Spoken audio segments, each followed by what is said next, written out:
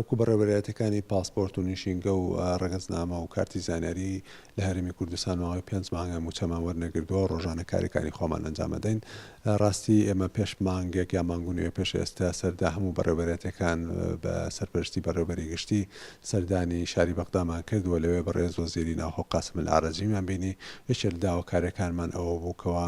ئەو کاتە ماوەی 3 مانگ زیاترە موچەمان وەرنەگردووە و لەو کاتەیە داوامان کرد کەوە ئەو موچانەمان بۆ سەر بکرێتەوە. ئەوە بوو لە ماوەی چەند ڕۆژی ڕابردوودا بەڕێز ئەمی تاالب